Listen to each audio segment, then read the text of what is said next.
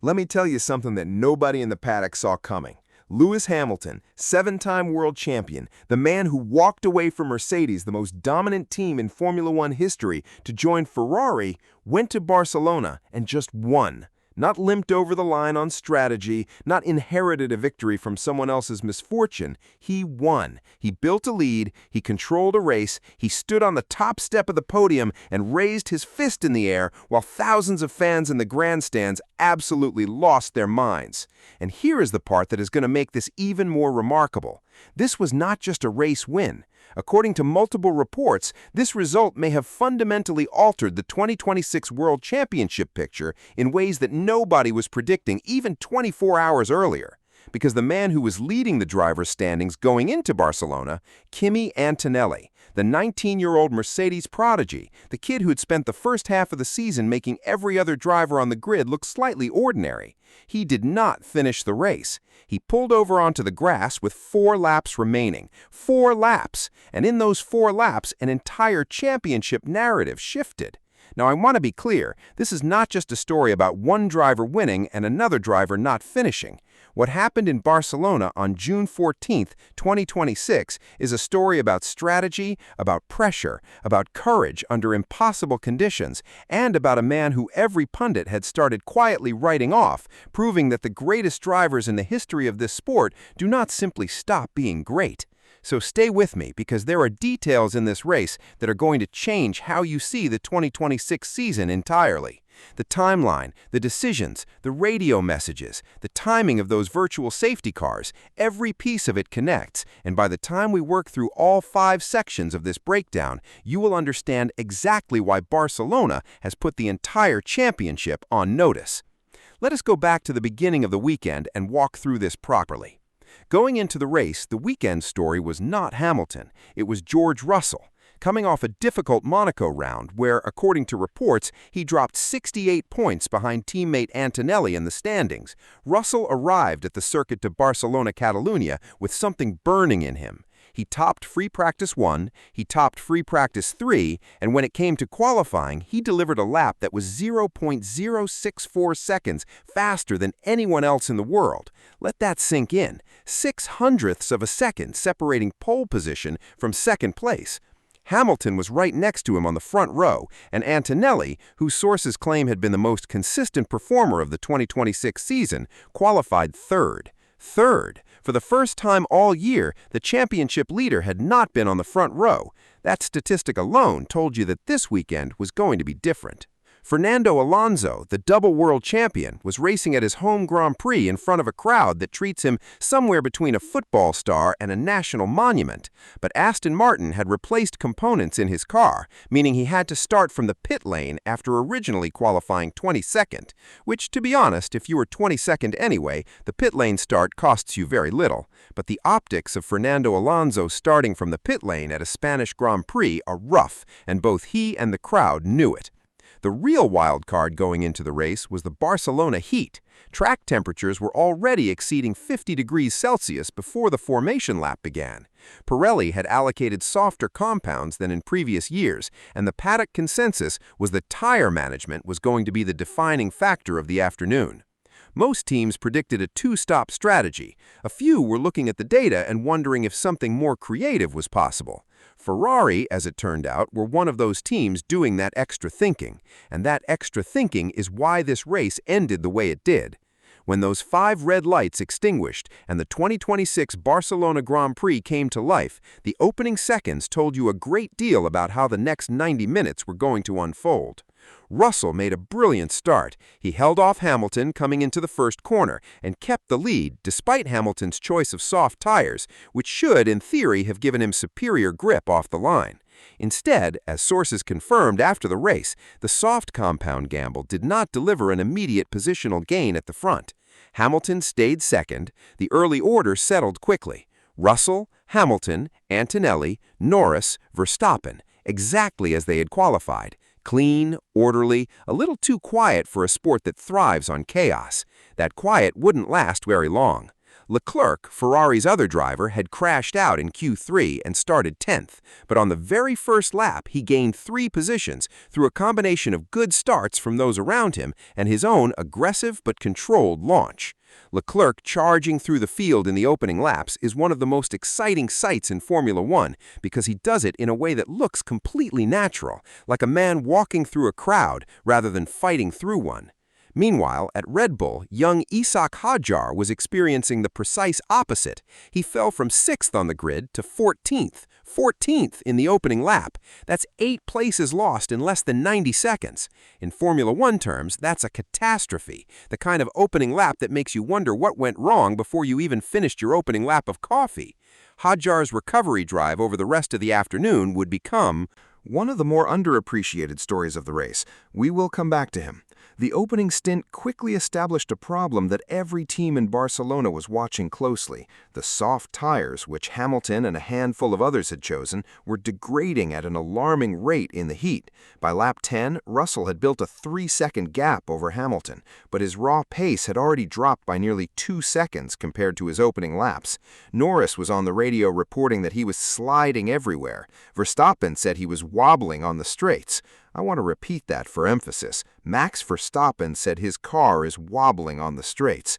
These are not drivers who reach for dramatic language. When Verstappen says his car is wobbling on the straights, you know the situation is serious. Pit lane activity was going to begin very soon. On lap 6, the race got its first retirement. Lance Stroll was called in by Aston Martin after the team detected a gearbox problem. His afternoon was finished before it had really started.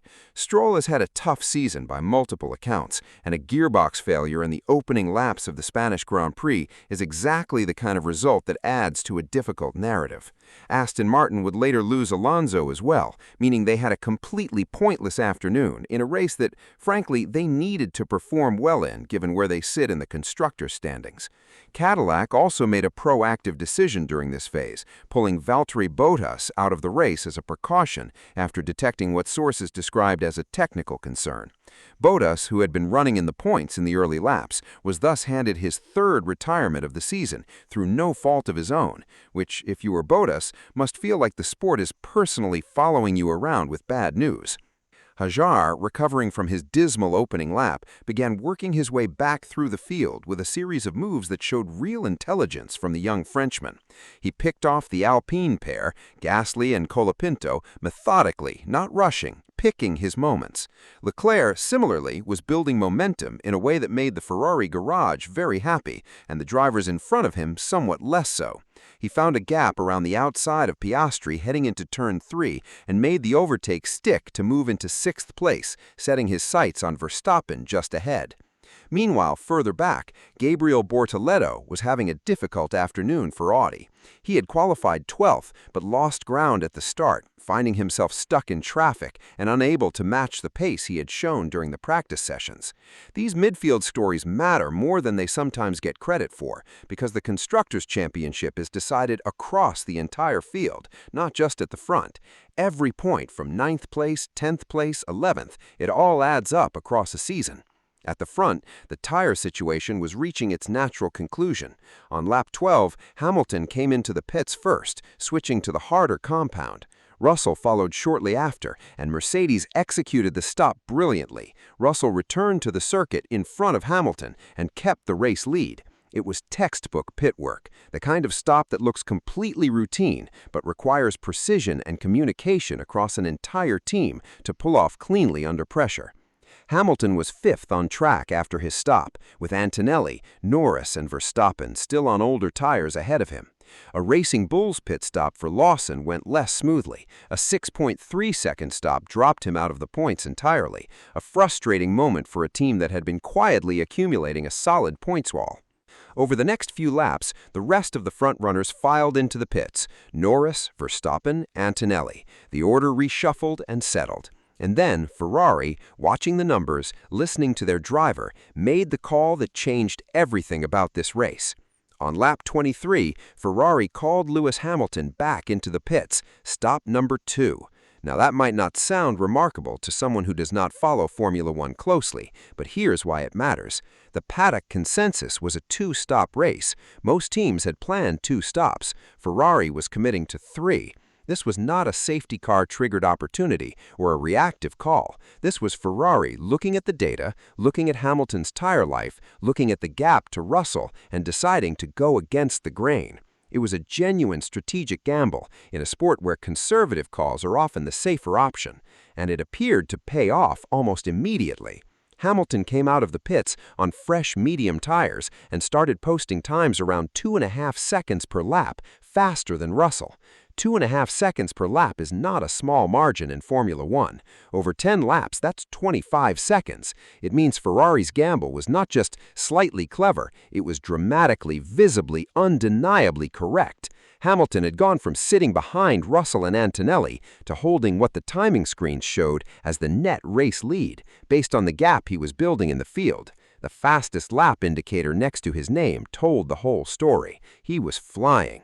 While Hamilton was building momentum, Antonelli was in a different kind of battle. He had been shown the black and white flag, a formal warning from the race stewards for repeatedly exceeding track limits. In Formula One, the white line at the edge of the circuit is a boundary, and cross it too many times and you receive a time penalty that can cost you positions. Antonelli, according to reports, was pushing so hard that he was touching or exceeding that line at multiple corners.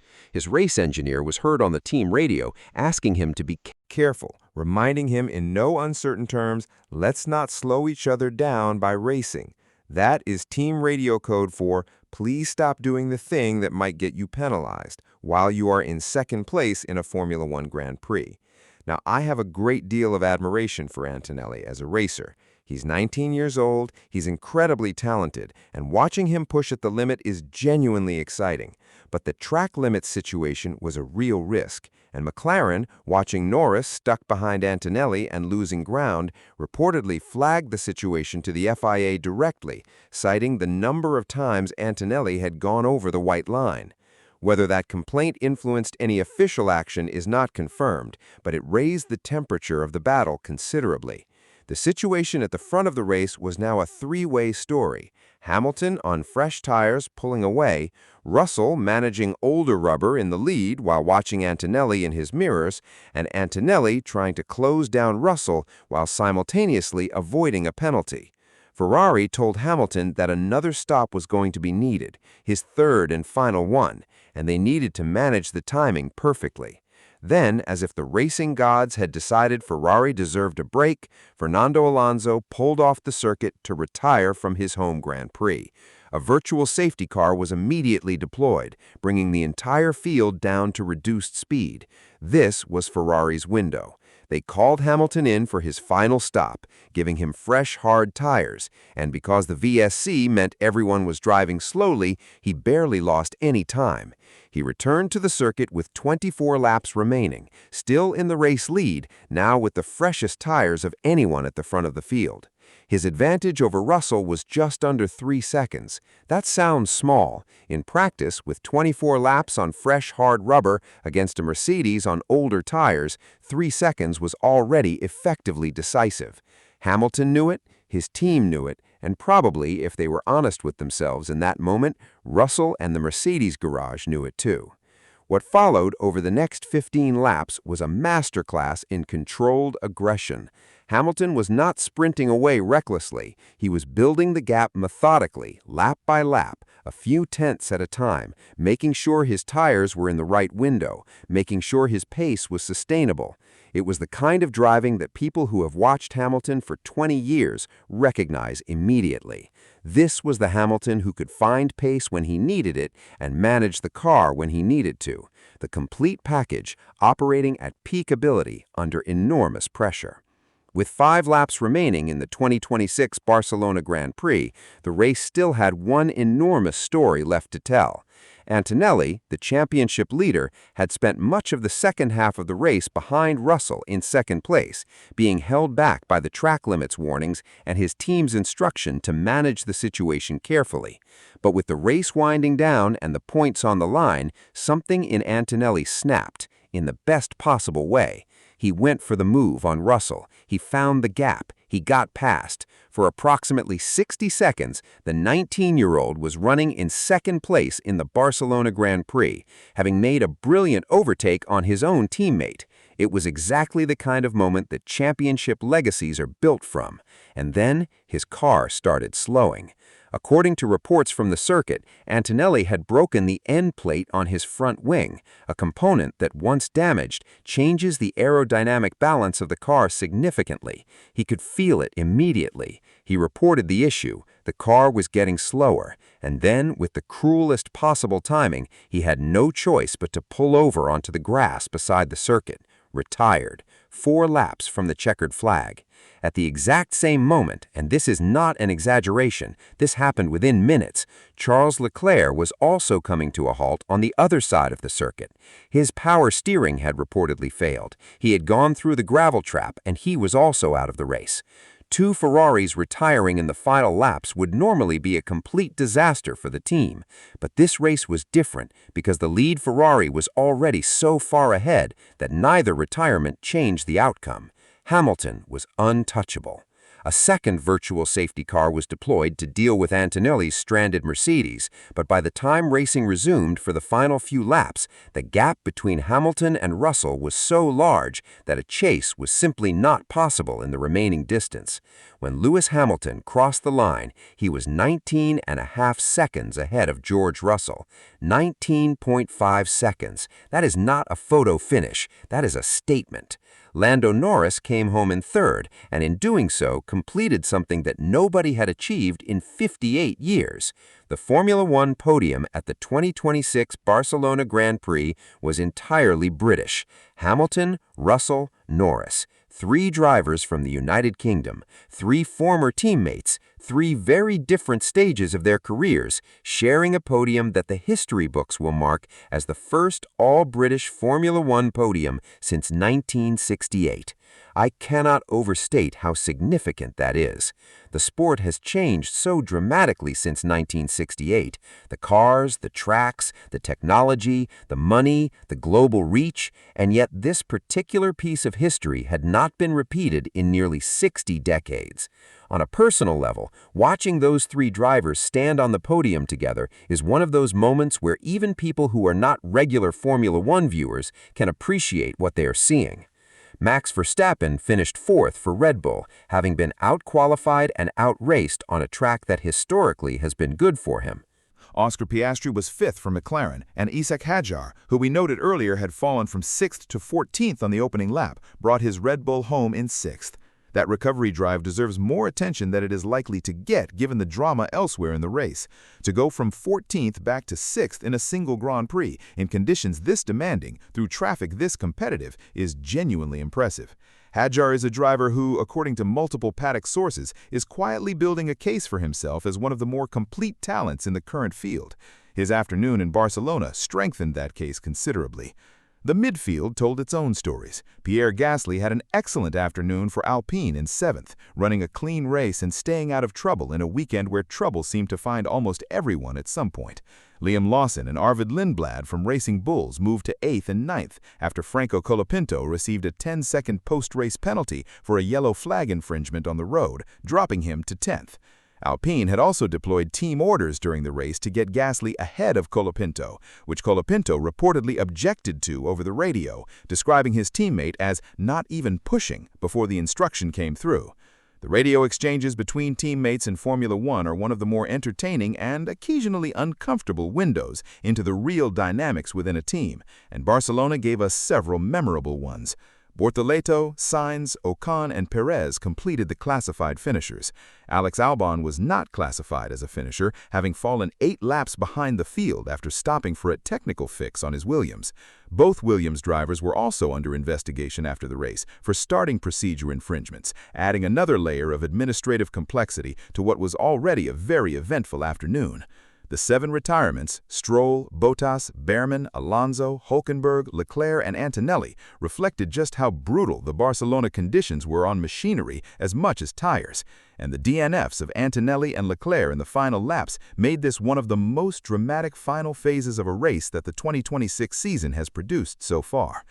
The championship picture is now significantly changed. Hamilton gained 25 points, Antonelli scored 0. The gap between them, whatever it was going into Barcelona, has been dramatically reduced by a single afternoon's racing.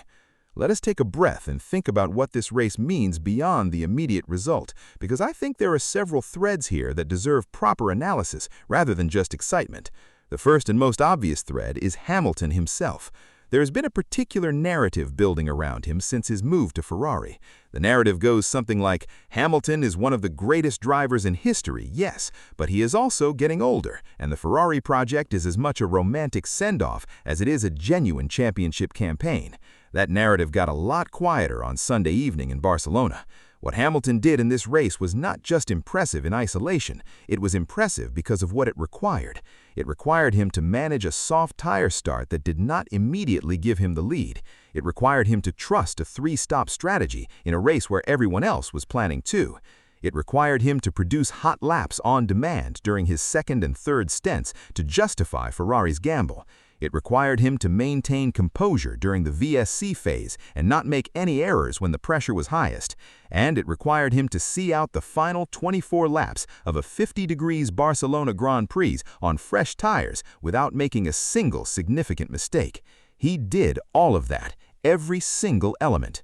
The quote he gave after the race about starting out a dream last year that seemed almost impossible, about never giving up hope, about the team lifting him up, felt completely authentic. And in a sport where victory speeches can sometimes feel like corporate press releases, that authenticity matters. The second thread is about Ferrari as a team.